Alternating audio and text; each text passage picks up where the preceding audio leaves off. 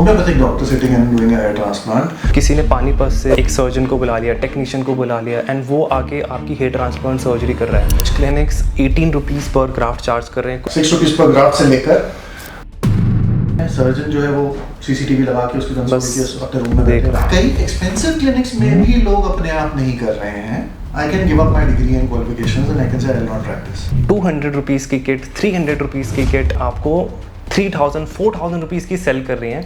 इसमें risk factors involve होते हैं. जो टेस्ट ट्यूब्स यूज कर रहे हैं, क्या वो clinics genuinely original test tubes खोल के आपके सामने यूज कर रहे हैं या वही पेशेंट्स की यूज हो रही है किसी और ने? क्वालिफाइड डॉक्टर्स को नहीं पता है कि जेन्युइनली अच्छी पीआरपी और नॉर्मल पीआरपी में क्या डिफरेंस है. Instead of taking professional opinions, हम लोग वी स्टार्ट फॉलोइंग पेशेंट्स जिन्होंने यूट्यूब चैनल शुरू करे हुए हैं. ऐसा कौन सा सेलिब्रिटी है जिसने ट्रांसप्लांट कराया है? रणबीर कपूर का second hair transplant is pathetic. Mahendra Singh Dhoni का hair transplant is pathetic. So today we have Dr. Mayank Singh with us. He is a plastic surgeon and he has done approximately 5,000 plus hair transplant surgeries till now, and he is the Vice President of Indian Association of Hair Transplant in India.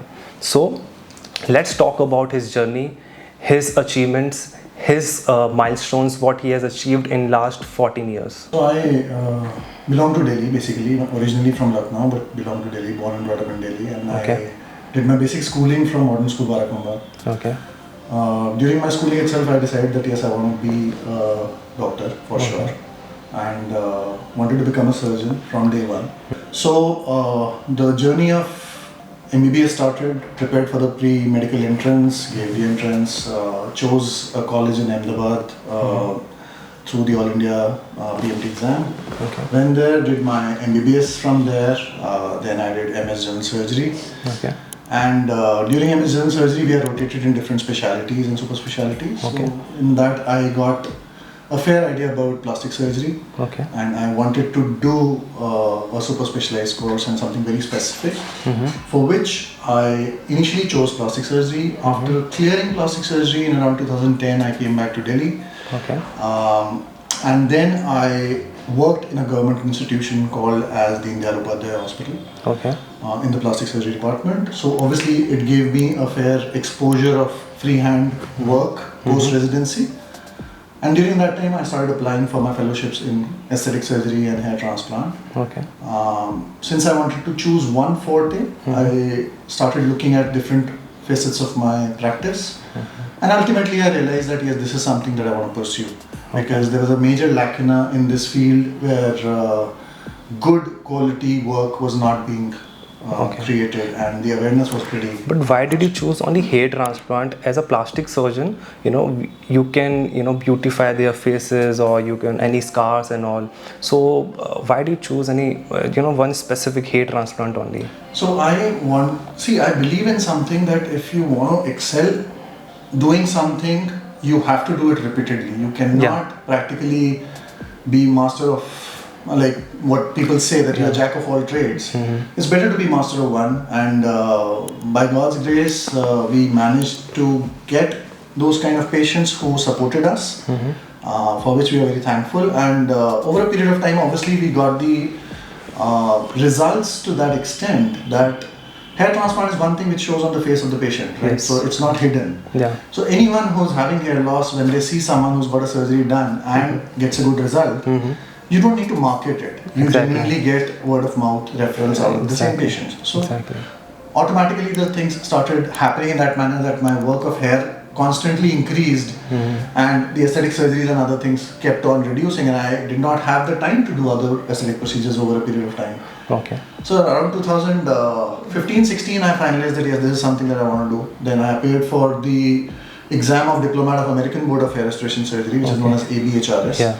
So it's the only exam worldwide which is having the psychometric analysis, and they can actually check the kind of work that you do, the knowledge about hair transplant. It's properly created in a manner that they would check your theory, your results, they'll see your pictures, they'll see your logbooks. And after that you have to appear for the exam and then clear it. Okay. So Then you'll get a certificate out of it. yes. And how many doctors in Delhi NCR, if we'll talk about specifically to Delhi NCR? Delhi, I think there are 3 or 4 people only who are diplomat of ABHRs. All over India, it will be around 12 or 13 people. Okay. All over world, there will be around 180 or 200 odd people who are diplomats of American board. Okay. So before going for a procedure of hair transplant, as a normal person, do you think is it mandatory to check all the certificates of the doctor?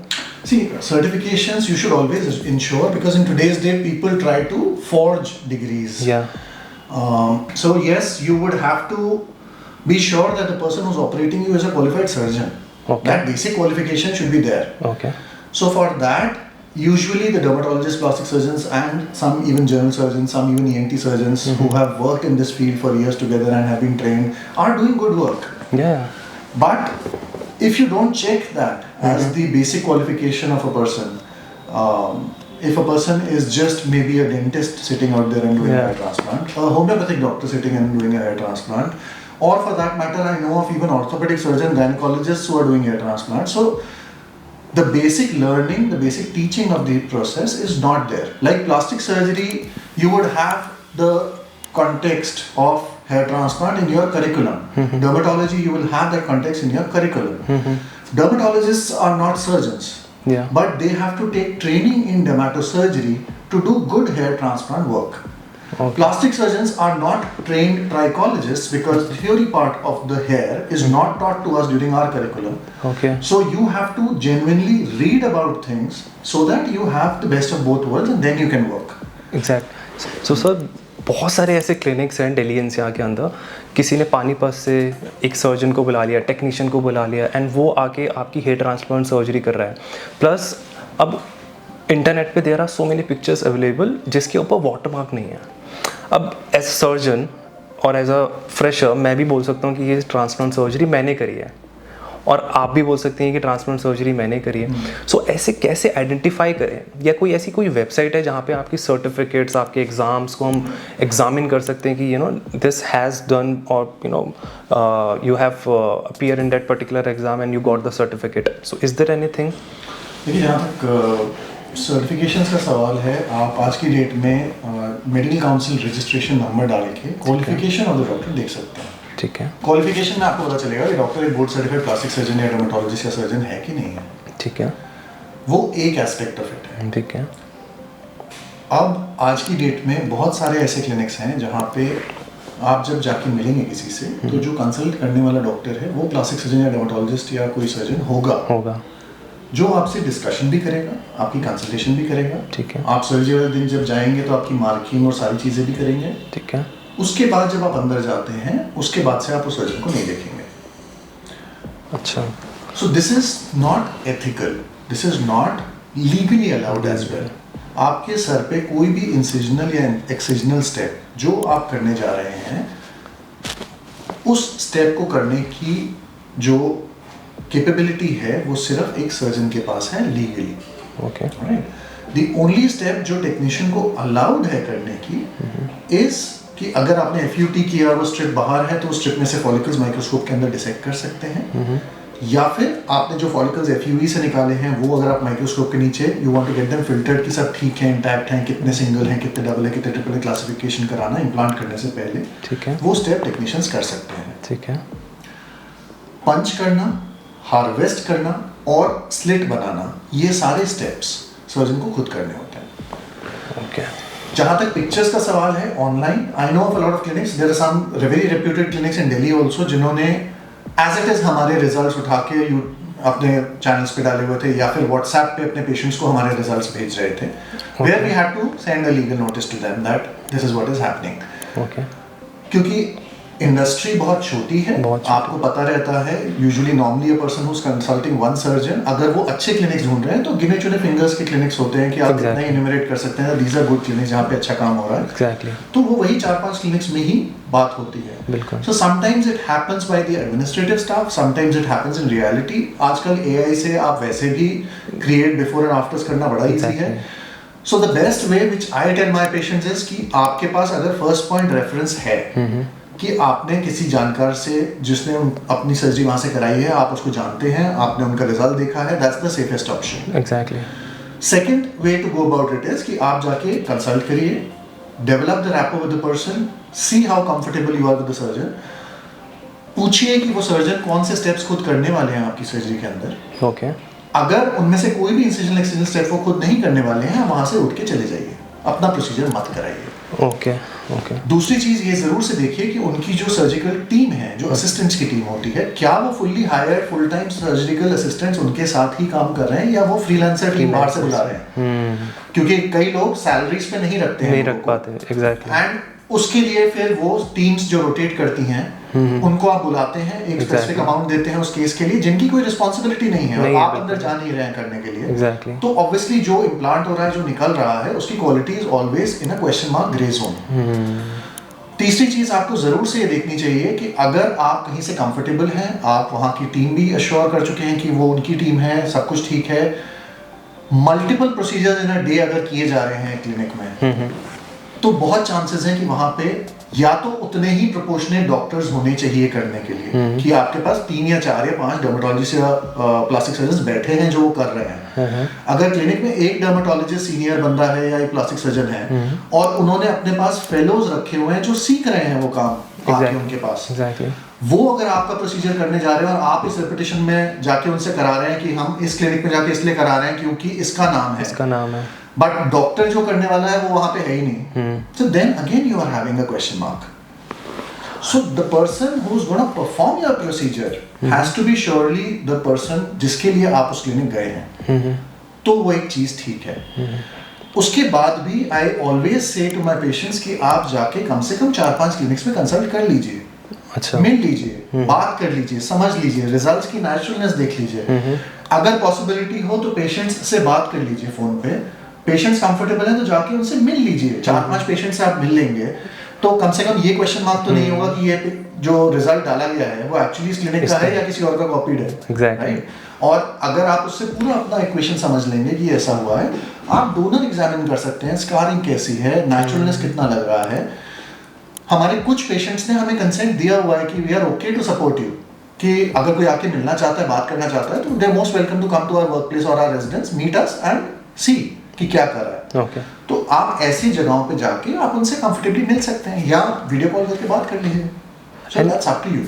So मतलब आपके patients ये आपको consent दे चुके हैं कि आप कुछ patients आपको देते हैं, कुछ patient they don't talk about it कि उन्होंने कराया है, they don't want their privacy to be distracted कि अगर नहीं मेंशन करना चाहते हैं। लेकिन आपके पास हमेशा जब कोई अगर क्लेम कर रहा है कि उन्होंने 3, 4, 5, 6 हज़ार सर्जरीज करी हुई हैं, तो आपके पास 10 से 15 लोग तो ऐसे होंगे जो कंसेंट देंगे कि मैं बात करने को तैयार हूं। एग्जैक्टली। इतना बुरा हाल नहीं है that people don't want to talk about. Exactly. And sir इसीलिए कॉस्ट में इतना डिफरेंस आता है कि कुछ clinics 18 rupees per graft charge कर रहे हैं, कुछ क्लिनिक्स 6 रुपीज पर ग्राफ्ट मैंने लोएस्ट सुना है। 6 रुपीज? या 6 रुपीज पर ग्राफ्ट से लेकर 400 रुपीज पर ग्राफ्ट तक I have heard the rates. Okay. And Delhi NCR में 6 रुपीज चार्ज हो रहा है।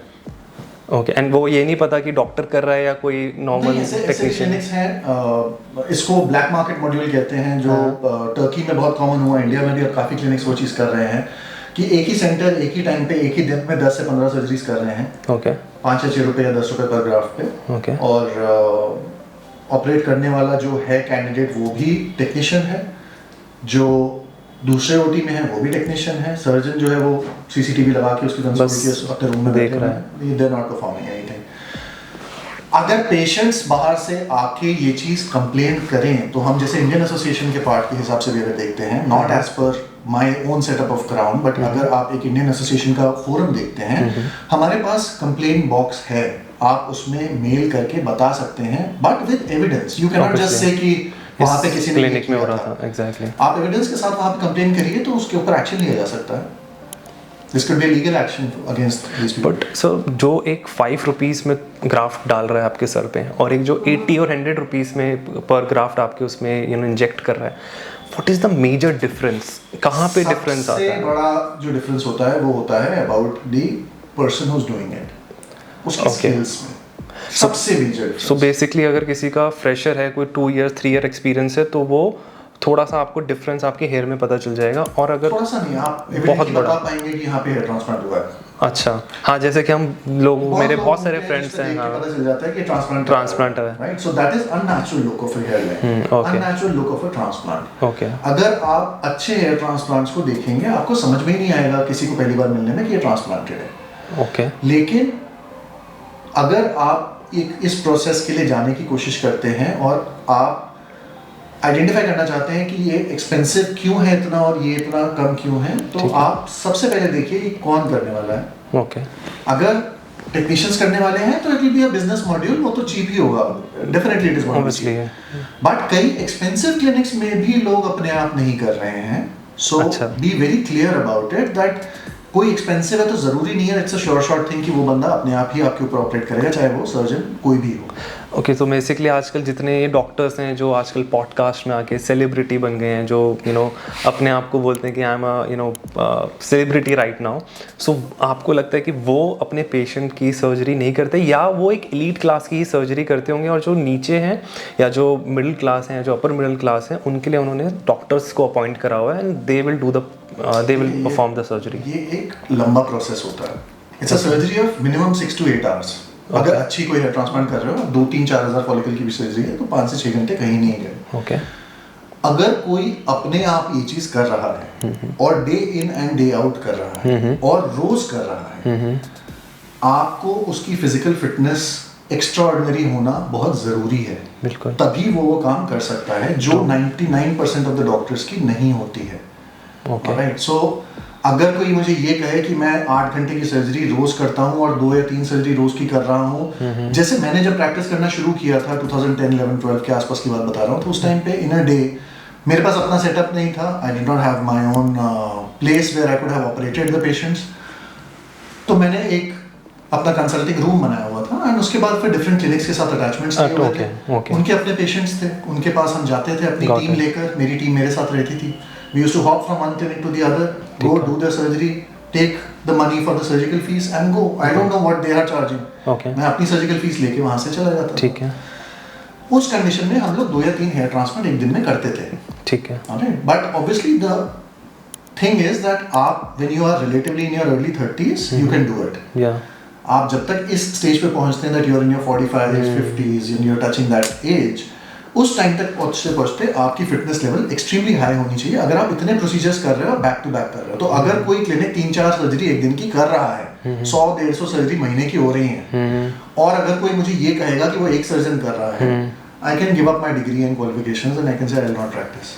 It is not humanly possible, right? अगर हम लोग प्रोसीजर करते हैं और बैक टू बैक अगर 5 या 6 सर्जरीज अगर हो जाती हैं, by the day it is day 6 or 7, neck, upper back, lower back, fingers, wrists, everything is hurting for us majorly. Okay. क्योंकि आप उतनी टाइम तक उतने के साथ उस पोस्चर में मैग्नीफायर लूप्स पहन के एक स्पेसिफिक पोजीशन में उसी चीज को काम करते चले जा रहे हैं। It is टायरसम। तो अगर कोई ये चाह रहा है कि कोई बहुत ही सीनियर प्लास्टिक सर्जन जो 15 साल से काम कर रहा है, 20 साल से काम कर रहा है और क्वालिफाइड भी है, एक्सपीरियंस भी है और नेचुरल रिजल्ट्स भी डिलीवर कर रहा है और 10 रुपए पर ग्राफ में हमारी सर्जरी करके देगा, तो कोई नहीं करेगा। Exactly. आपको उसके लिए एक कॉस्ट पे करना पड़ता है। And when I operate patients, I look at those patients where I choose my patients, not that कि कोई अफोर्ड कर सकता है या नहीं, बट उनकी क्या एक्सपेक्टेशन रियलिस्टिक है। Exactly. क्या वो जेन्युइनली हमारे पास आके उस क्वालिटी का काम करने की अप्रिसिएशन रखते हैं कि they are not just getting hair transplanted कि हाँ ठीक है बाल निकाल के लगाना है, वो तो कोई भी टेक्नीशियन कर ही रहा है, पूरी दुनिया में टेक्नीशियंस कर ही रहे हैं, इंडिया में भी कर ही रहे हैं। Exactly. But if they are genuinely wanting for that expertise, that artistry on their scalp, कि आप जेन्युइनली ये चाहते हो कि ये हेयर ट्रांसप्लांट इतना नेचुरल हो कि सर्जरी के 10वें दिन पे सिर्फ लोगों को लगे कि बाल शायद सिर्फ शेव किए हैं, बाकी ट्रांसप्लांट है ही नहीं, then that requires extraordinary skill and craftsmanship, जो कि आपको फिर एक प्राइस पे मिलता है। बट ये एक ऐसा प्रोसीजर है जो आप बार बार जिंदगी में नहीं करते। आप मे बी 1, 2, 3 ट्रांसप्लांट्स अपनी पूरी लाइफ में करेंगे अगर आपने बहुत यंग एज पे अपना फर्स्ट ट्रांसप्लांट कराया तो। अगर कोई 35-40 साल पे कर रहा है तो मे बी 1 या 2 ट्रांसप्लांट में उनकी पूरी लाइफ कवर्ड होगी यूजुअली। तो अगर आप ये प्रोसेस को ये समझते हुए करेंगे कि मेरे को ये डील मिल रही है या ये पैकेज मिल रहा है और इसके साथ में ये कॉम्प्लीमेंट्री मिल रहा है और ये हो रहा है, तो आप एक चीज का मेजर रिस्क ले रहे हैं कि आपका रिजल्ट हमेशा क्वेश्चन मार्क रहेगा। मैं ये नहीं कह रहा हूँ कि जो कम चार्ज कर रहे हैं वो सब बुरा काम कर रहे हैं, बट उसके चांसेस बहुत कम है कि आप फिर भी एक सही क्लिनिक में जाएंगे। ओके ओके, बट सर आपने कॉम्प्लीमेंट्री वर्ड यूज़ करा, सो बहुत सारे क्लिनिक्स आजकल PRP, GFC आपको कॉम्प्लीमेंट्री दे देते हैं, बट ऐसे बहुत क्लिनिक्स हैं दिल्ली NCR के अंदर जो 200 रुपीज़ की किट, 300 रुपीज़ की किट, फॉलीरिच की किट, डर्मा हील की किट आपको 3000, 4000 रुपीज़ की सेल कर रही हैं, और 5 ml उसके अंदर सॉल्यूशन होता है या उसके अंदर 10 ml होता है। So do you think it will work on the customer, on the patient? Because 200 या 300 में क्या ही आपको ग्रोथ फैक्टर मिलेगा? और PRP और GFC में क्या डिफरेंस है मेजर? किसको हेयर ट्रांसप्लांट के बाद PRP कराना चाहिए और किसको GFC कराना चाहिए? सो पहला क्वेश्चन आपका जो है उसमें ये है कि PRP is never compulsory therapy. Hair transplant के बाद कोई कंपल्सरी नहीं है? Never a compulsory therapy. Okay. PRP evidence based medicine में आज की डेट में कंसीडर किया जाता है रिवर्सल ऑफ मिनिचुरलाइजेशन को इम्प्रूव करने के लिए, यानी आपके जो बाल पतले हो गए उनको थिक करने में हेल्प करेगा। ओके। लोग क्या समझते हैं कि मैं PRP करा लूंगा तो मेरा हेयर लॉस नहीं होगा, मेरा हेयर लॉस स्टैग्नेट हो जाएगा, मुझे दवाई लेने की जरूरत नहीं पड़ेगी, दवाई के साइड इफेक्ट्स होते हैं, PRP तो मेरी बॉडी से ही बन रहा है तो उसके कोई साइड इफेक्ट्स नहीं होंगे। तो ये सब चीजें हैं जो मिथ्स हैं। Okay. PRP platelet rich plasma आपके ब्लड से बनता है। आप जिन किट्स की बात कर रहे हैं वो किट्स, आप तो किट्स की बात कर रहे हो, लोग आज की डेट में जिसमें ब्लड सैंपल कलेक्ट करते हैं वो 50 रुपए वो 40 रुपीज़ के जो येलो वाला की आती है, लोग लेकर PRP बना PRP हैं, कर क्योंकि देते आप अगर प्लाज्मा को सेंट्रीफ्यूज करेंगे, चाहे आप हाथ से करें, एक हैंड मशीन आती थी जो हम लोग फैट सेंट्रीफ्यूज के लिए प्लास्टिक सर्जरी में यूज करते हैं, उसी में आप इसको भी कर सकते हो, आप हाथ से उसको घुमा के भी कर सकते हो, उसमें आपको मैकेनिकल मशीन की भी जरूरत नहीं है जो इलेक्ट्रिकल हो। तो वो भी आप करके अगर रेड ब्लड सेल्स को सेग्रीगेट करना होता है तो वो डिपॉजिट हो जाता है रेड ब्लड सेल्स का, तो आप उसके ऊपर से प्लाज्मा को नीडल में भर के और आप उसको यूज कर सकते हो, और आप बोल सकते हो PRP है। क्लिनिक का खर्चा है hardly 50-60 rupees for that. Exactly. तो अगर वो चीज आपको कॉम्प्लीमेंट्री चाहिए, ये सोच के कि इससे आपका बेटरमेंट हो रहा है, तो आप पहले ये तो समझ लो कि उसकी साइंस क्या है। PRP काम करने वाला है या नहीं करने वाला है। एग्जैक्टली। एक मशीन जो PRP बनाती है वो 15,000 रुपए की आती है, एक मशीन जो PRP बनाती है वो 5 लाख की आती है, दोनों में इतना डिफरेंस है। एक किट जो 50 रुपए की टेस्ट ट्यूब है और एक किट है जो 6,000 का भी आता है। So it depends on what you want to do. आप प्लेटलेट्स की कॉन्सेंट्रेशन, उनकी क्वालिटी, क्या उसको उतनी लेवल पे मेंटेन रखते हुए PRP करने वाले हैं। बहुत इंडियनाइज्ड वर्जन्स मिले हैं कि हम PRP कर रहे हैं, महीने के महीने कर रहे हैं, 3-3 हफ्ते में लोगों को PRP कंटिन्यूअसली दिए जा रहे हैं, 12 का पैकेज दे दिया आपको, और चाहिए चलो 15 दे दिए। तो आप अगर किसी को जाके 50, 60, 70 हजार रुपए एक सर्जरी के दे रहे हैं और उसमें आपको 500 रुपए के PRP फ्री दे दिए, तो आपको उसमें क्या मिला है? And that is your own blood. Exactly. इसमें रिस्क फैक्टर्स इन्वॉल्व होते हैं। जो टेस्ट ट्यूब्स यूज कर रहे हैं, क्या वो clinics genuinely original test tubes खोल के आपके सामने यूज कर रहे हैं, या वही पेशेंट्स की यूज हो रही है किसी और में? आपके पास ब्लड कंटामिनेशन के चांसेस हो सकते हैं, इन्फेक्शंस के चांसेस हो सकते हैं। तो बहुत सारे पेशेंट्स को देखते भी नहीं कि किट कौन सी है। आज तक आई एम श्योर अगर ये कोई पॉडकास्ट देखेगा या कोई रील देखेगा, 80% ऑफ द पेशेंट्स को पता ही नहीं होता कि कौन सी किट यूज़ करी है, क्या उनके सामने ओपन करी है नहीं करी है। तो ऐसा मतलब तो हम अपने क्लिनिक में हमेशा पेशेंट के सामने किट खोलते हैं, उनको दिखाते हैं ये किट यूज़ हो रही है। किट यूज़ होने के बाद उसको डिस्कार्ड करने की एक स्पेसिफिक तरीका होता है, वो पेशेंट के सामने ही डिस्कार्ड होता है। अच्छा। इट्स नॉट समथिंग जो कि रिसाइक्लेबल है या फिर धो के आप ऑटोक्लेव करके फिर यूज़ कर लेंगे, वो सब नहीं होता है। It's just like a disposable consumable, जो किट एक ही पेशेंट के लिए यूज होगा। जिस तरह से सिरिंजेस नीडल्स एक्सचेंज नहीं होती है, उसी तरह से इस किट को वापस यूज नहीं करना होता है। अब हम बात करते हैं PRP genuinely scientifically evidence based किन के लिए काम करता है। तो आप जब ट्राइकोस्कोपिक इवैल्यूएशन कराते हैं तो ट्राइकोस्कोपी में वो दिखना चाहिए कि आपकी जो परसेंटेज ऑफ थिनिंग है वो 15 से 20% से ज्यादा है। then you're a good candidate for PRP. PRP may work still. Best of the machines के साथ में, बेस्ट ऑफ द किट्स के साथ में भी हम लोग 60 से 70% से ऊपर पेशेंट्स में PRP के रिजल्ट्स नहीं देखते हैं। सब में रिजल्ट नहीं आते हैं। Exactly. So if it works at that level, तो अगर कोई आपको 1.5 गुना कॉन्सेंट्रेशन प्लेटलेट की दे रहा है जिसमें आपका पता ही नहीं क्या क्वालिटी आ रही है और वो आपके सर में इंजेक्ट कर रहा है, तो आपको उसका प्लेसिबो हो सकता है, एक ऐसा फैक्टर लग सकता है कि हाँ मैंने कुछ कराया है बस। पर क्या उसकी एक क्वांटिफिकेशन करी गई है? उसकी ट्राइकोस्कोपिक इमेजेस हम लोग हर पेशेंट में लेते हैं। ओके तो जैसे आपके अगर कोई रिसर्च कर रहा हूँ मैं, तो रिसर्च के हिसाब से हम लोग माइक्रो टैटू डॉट्स लगाते हैं सर पे, उस स्पॉट के ऊपर आपको 4 मिलीमीटर स्क्वायर का एरिया ट्राइकोस्कोप पे दिखता है। ओके आपको उसी एरिया पे फिर से 2 महीने, 4 महीने, 6 महीने, 8 महीने, 10 महीने पे मैं उसकी इमेजेस दिखा सकता हूँ कि उसमें इंप्रूवमेंट कितना आया। आपको पता रहेगा इतनी परसेंटेज ऑफ थिनिंग थी, अब ये इतनी है, ओके और at the end of the course of PRP इतना है।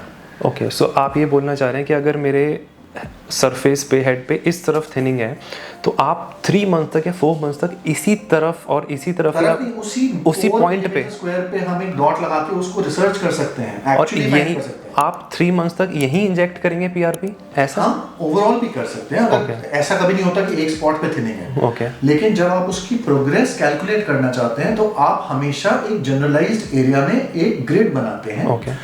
हर ग्रिड पे एक पॉइंट बनाते हैं जो आपके एनाटॉमिकल लैंडमार्क्स के हिसाब से आप बना सकते हो। स्केल्स होती हैं उसकी, स्पेसिफिक इंस्ट्रूमेंट्स होते हैं, या फिर अगर कोई पेशेंट अलाउ करता है तो हम उसमें माइक्रो टैटू कर देते हैं, छोटा सा डॉट ऑफ पिगमेंट डाल देते हैं जो किसी को दिखता नहीं है, बाल के अंदर रहता है। लेकिन मैं जब अगली बार फिर जाके वहां स्कोप लगाऊं तो मुझे पता है कि यही स्पॉट है जहाँ पे मुझे वो करना है। तो I can genuinely compare and see कि मुझे एक्चुअली क्वांटिटेटिवली क्या उसमें डिफरेंस मिला है कि नहीं। अब पीआरपी करना, सिर्फ पीआरपी कोई क्लिनिक नहीं देता है आपको उसके साथ में दवाइयां दी जाएंगी। पीआरपी के साथ में भी मेडिसिन दी जाएंगी। कुछ लोग टॉपिकली देंगे, कुछ लोग ओरली विद टॉपिकली देंगे, कुछ लोग सिर्फ ओरली देंगे। वो अलग अलग तरह से दिया जाता है, हर डॉक्टर की अपनी चॉइस होती है। अगर आप वो मेडिसिन भी यूज कर रहे हो, पीआरपी भी कर रहे हो, आपके बालों में इंप्रूवमेंट आ रही है, आपको क्या ये पता है कि वो पीआरपी से आ रही है या मेडिसिन से आ रही है? किसी को नहीं पता। किसी को नहीं। Timeline of medicine is such कि मेडिसिन के इफेक्ट्स दिखने के लिए 3 से 6 महीने आपको चाहिए। तो उससे पहले कोई इंप्रूवमेंट आ रहा है तो ज्यादातर it will be attributed to PRP. But otherwise also आप एक होलसम ट्रीटमेंट करते हैं। आप एक चीज के बारे में नहीं बता सकते। तो हम लोग अपनी प्रैक्टिस में जो फॉलो करते हैं वो ये करते हैं कि पेशेंट का अगर ट्रांसप्लांट हो रहा है तो मैं जहां ट्रांसप्लांट कर रहा हूं उस एरिया में पीआरपी कभी इंजेक्ट नहीं करता हूं। सपोज अगर फ्रंट और मिड का मैं ट्रांसप्लांट कर रहा हूं और अगर क्राउन को मैं नहीं छू रहा हूं तो मैं क्राउन के एरिया के लिए पीआरपी अगर थिनिंग ज्यादा है तो एडवाइस करता हूं कि आप ट्राई कर सकते हो। We will see if there is a result with this. It's not necessary कि आपको 12 सेशन या 10 सेशन लेने हैं। साइंटिफिक एविडेंस कहता है कि पीआरपी का 1 से 3 session over 5 to 6 months is good enough. अगर जेन्युइन है तो, अगर जेन्युइनली काम कर रहा है तो। ओके। नहीं, अगर जेन्युइन किट भी यूज हो रही है तो? किट तो खैर एक क्वांटिटेटिव एनालिसिस में नहीं आएगा, क्वालिटेटिव सब्जेक्ट है क्योंकि किट हर एक अलग अलग तरह से यूज करते हैं। ओके।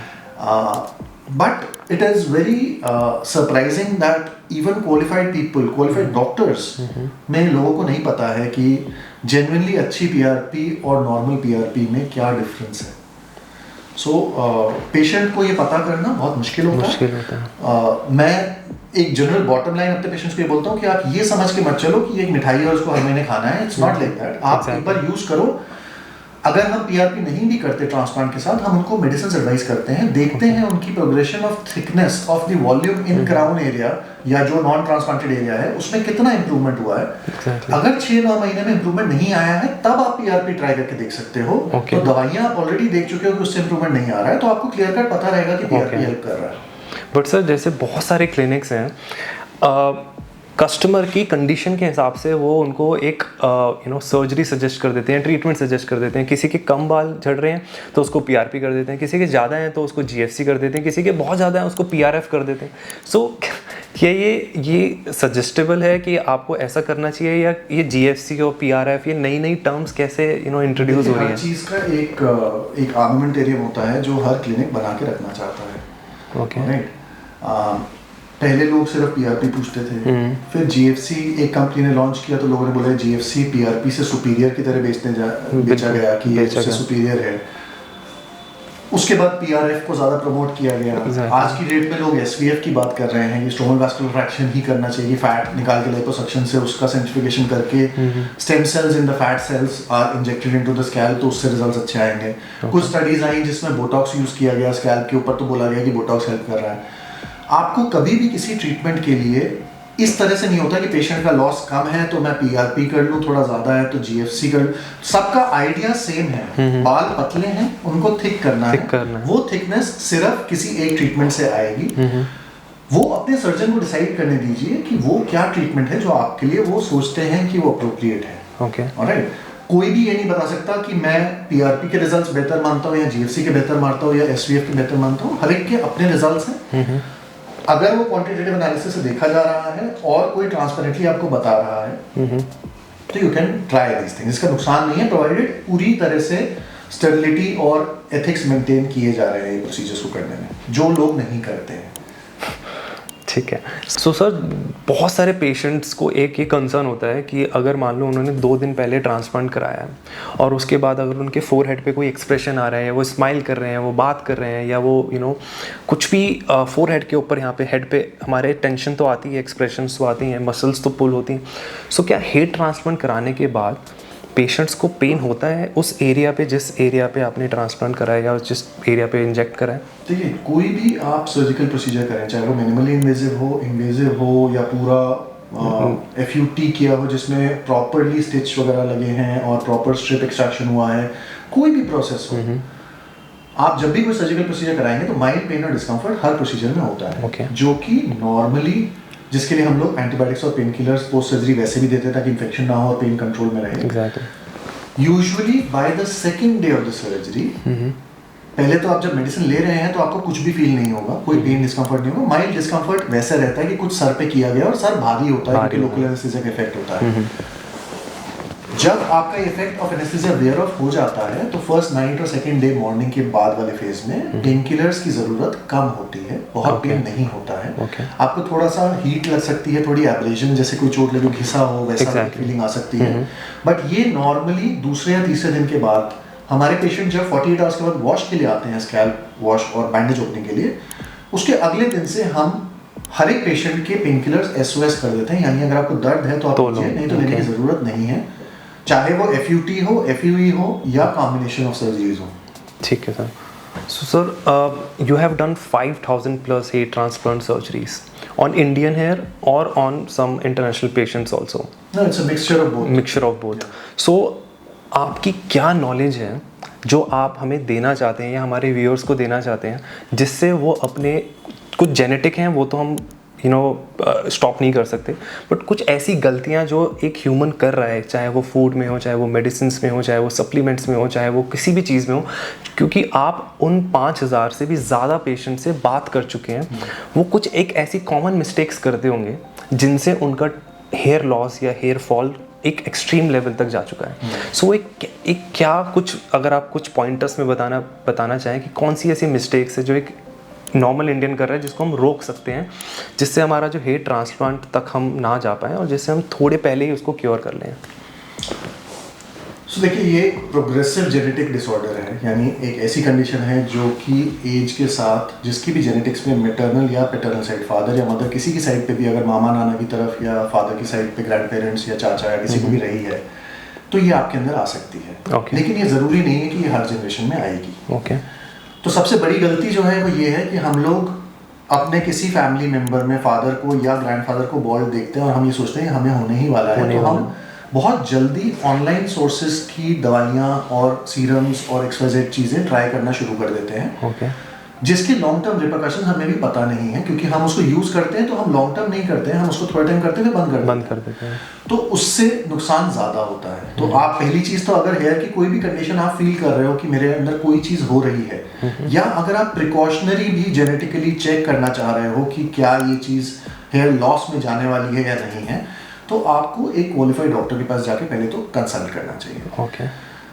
दूसरी सबसे बड़ी गलती जो हम लोग कर रहे हैं वो हम ये सोच रहे हैं कि हमें हर चीज़ होम डिलीवर हो जाए, सिटिंग इन योर बेड और ऑन योर प्लेस, आपको डायग्नोसिस भी पता चल जाए, आपको क्या ट्रीटमेंट कराना है वो भी पता चल जाए, ट्रीटमेंट का कॉस्ट भी पता चल जाए, आपको पैकेज भी दे दिया जाए, सब कुछ क्लोज हो जाए, आप यहाँ से ट्रांसफ़र करें और जाके प्रोसीजर करा के आ जाए।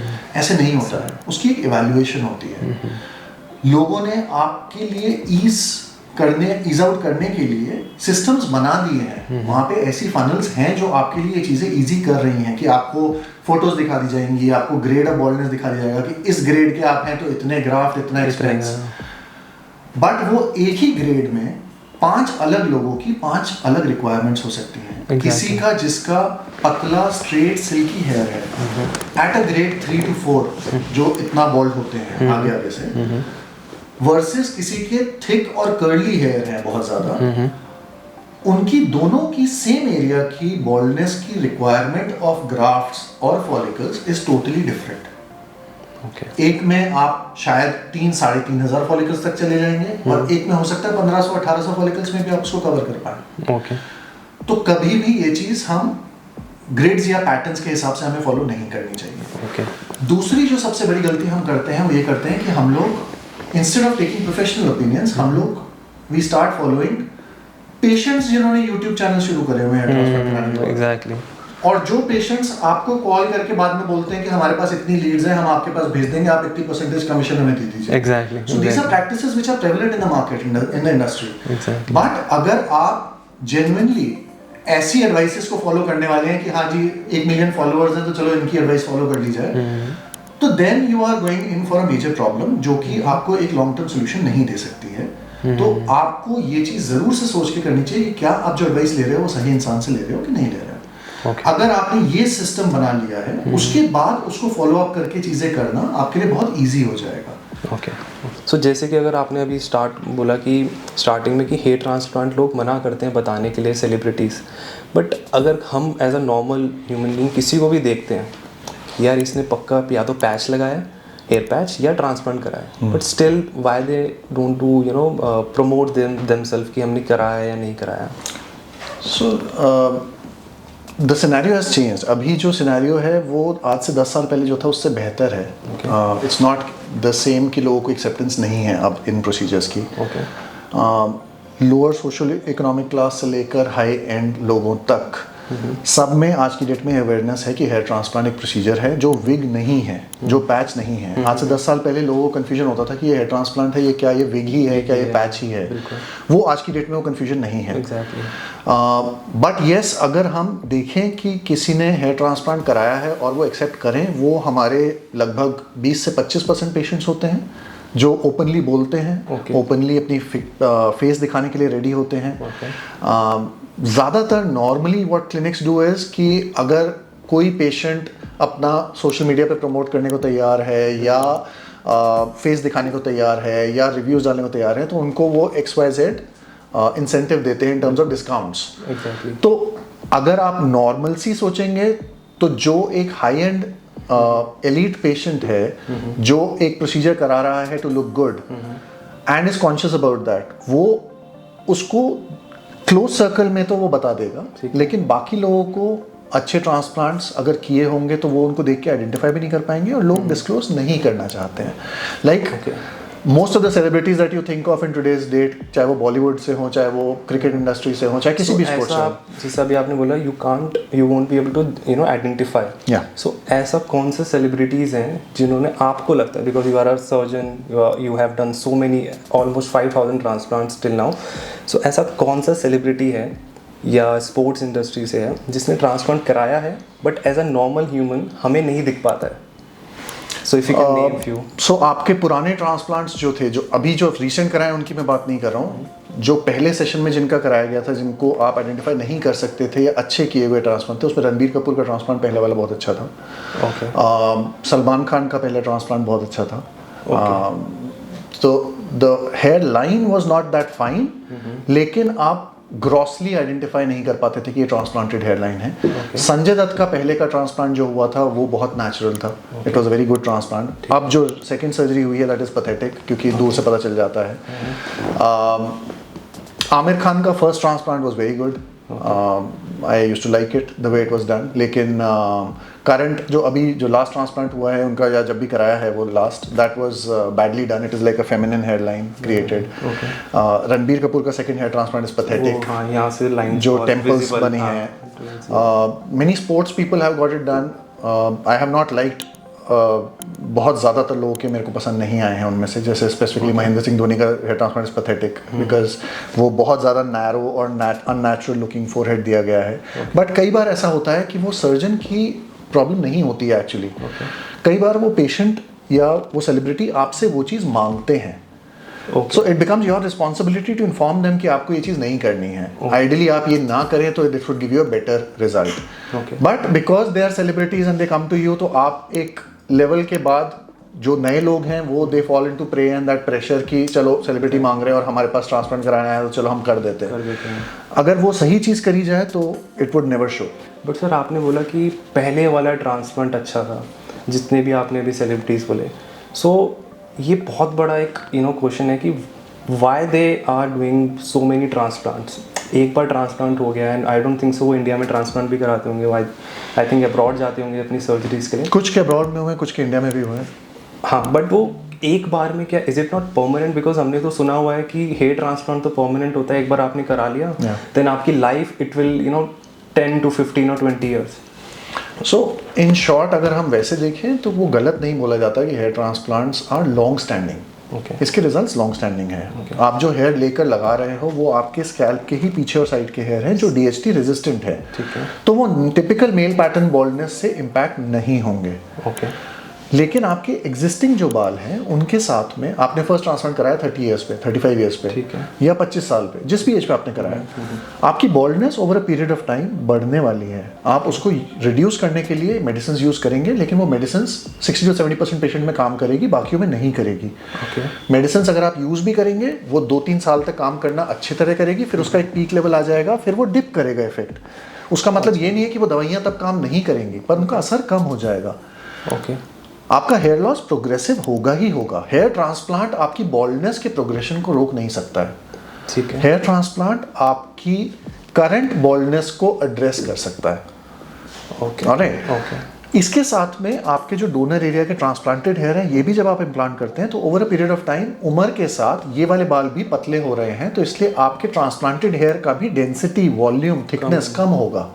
तो जो घनापन आप शुरू के 4-5 साल में देखोगे एक ट्रांसप्लांट से, उसके बाद आपका प्रोग्रेसिव लॉस भी हो रहा है, ट्रांसप्लांट की वॉल्यूम भी कम हो रही है, तो आप ये नहीं कह सकते हो कि वो आने वाले 15 साल तक वैसे ही रहने वाला है।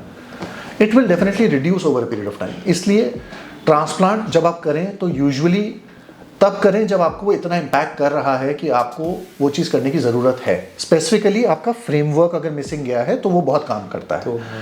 आज की डेट में tendency is that you have a lot of diffuse pattern hair loss, कि आपके बीच में बाल हैं, बीच में गैप्स आ गए हैं। उस कंडीशन में अगर आप ट्रांसप्लांट करते हैं तो आपके एग्जिस्टिंग बालों का over a period of time जाना बहुत ज़्यादा पॉसिबल है। तो उस कंडीशन में आपको फिर से ट्रांसप्लांट की ज़रूरत डेफिनेटली पड़ेगी। ठीक है। और मेडिसिन उतनी ही ज़्यादा ज़रूरी हो जाती हैं। अब सर अगर मेडिसिन पे बात करें कि बहुत सारे कस्टमर्स हैं, बहुत सारे पेशेंट्स हैं जिन्होंने हेयर ट्रांसप्लांट कराया है। अब एक बार हेयर ट्रांसप्लांट करा लिया, बिफोर हमने कुछ मेडिसिन ली, ड्यूरिंग हमने कुछ मेडिसिन ली, अब after doing a hair transplant कितने साल तक हमें मेडिसिन कंज्यूम करनी है, या PRP करानी है, GFC करानी है, या इसका एक टाइम है? या अगर बहुत सारे लोगों को कन्फ्यूजन होती है क्योंकि वो उन्हें पहले नहीं बताया जाता कि आपको 3 इयर्स तक, 4 इयर्स तक, क्योंकि मेरे भी बहुत सारे फ्रेंड्स हैं वो अभी तक, उनको 5 इयर्स हो गए, वो अभी तक जाके PRP और GFC करा रहे हैं, और अगर वो नहीं कराएं, जैसे वो छोड़ भी देते हैं, सो उनका वापस से हेयर लॉस हेयर फॉल होना स्टार्ट हो जाता है। So is there any time limit कि आपको 4 इयर्स तक करानी है PRP, उसके बाद छोड़ दो, या लाइफ टाइम करानी है? नहीं, तो इसमें बहुत सारी मिथ्स हैं। This is not evidence based. ये एविडेंस बेस्ड का मतलब होता है जो साइंटिफिकली प्रूवन है, रिसर्च है, पीयर ग्रुप ने उसको अप्रूव किया है, पब्लिश्ड है, और आपके पास ये अवेलेबल है ऑनलाइन, आप जाके उसको सर्च कर सकते हैं। ठीक है। सो पहली चीज़, ट्रांसप्लांट कराया है उसके बाद दवाइयाँ कब तक यूज़ करनी है? जब तक आप अपने एग्जिस्टिंग बालों को चाहते हैं, जो आपके ट्रांसप्लांटेड हेयर नहीं है, जो आपके सर पे रहे, तब तक आपको दवाइयाँ यूज़ करनी होगी। ट्रांसप्लांटेड हेयर नहीं है, जो आपके ट्रांसप्लांटेड हेयर सर पे नहीं है, जो आपके ओरिजिनल हेयर हैं। ट्रांसप्लांटेड हेयर आपके पीछे से निकाल के रीलोकेट आप आगे कर रहे हैं। जो आपके ओरिजिनल हेयर हैं हेड पे, चाहे वो इस एरिया के पीछे वाले बाल हो, मिडिल में हो, या यहाँ पे कई लोगों का टफ रह जाता है, कोई भी बाल हो, वो जो बाल ट्रांसप्लांटेड नहीं है वो DHT सेंसिटिव है, यानी ये over a period of time पतले होके जा सकते हैं। उनको प्रिजर्व रखने के लिए दवाइयों की ज़रूरत 100% रहती है। ओके। मिनॉक्सिडिल जो ड्रग है वो वेजोडायलेटर ड्रग होती है, तो वो ब्लड सर्कुलेशन भी बढ़ाती है, तो वो आपकी एजिंग चेंजेस ऑफ हेयर जो होते हैं, जो थिनिंग हो रही होती है एजिंग की वजह से, जो पीछे वाले बालों में होती है, वो भी रिवर्स करने में हेल्प कर सकती है। इसलिए आपके ट्रांसप्लांटेड हेयर की थिकनेस को भी मेंटेन रखने में मिनॉक्सिडिल, फिनेस्ट्राइड दोनों काम करते हैं। फिनेस्ट्राइड फ्यूचर प्रोग्रेशन को धीरे करता है, मिनॉक्सिडिल रिवर्सल करने में हेल्प करती है, थिकनेस बढ़ाने में हेल्प करती है। ठीक है। होता क्या है, हर दवाई के साइड इफेक्ट्स होते हैं। ओरल मेडिसिन को लॉन्ग टर्म यूज लोग नहीं करना चाहते हैं। आज की डेट में फिनेस्ट्राइड टॉपिकल फॉर्म में आ गया है, जिसको आप सर पे लगा के टॉपिकल DHT ब्लॉक कर सकते हैं। उसकी एफिकेसी उतनी नहीं है जितनी ओरल फिनेस्ट्राइड की है, लेकिन आप फिर भी उसको काफ़ी हद तक यूज़ कर सकते हो। ठीक है। वो आपको लगभग 30 से 40% तक का इफेक्ट दे देगा जो ओरल मेडिसिन देगी।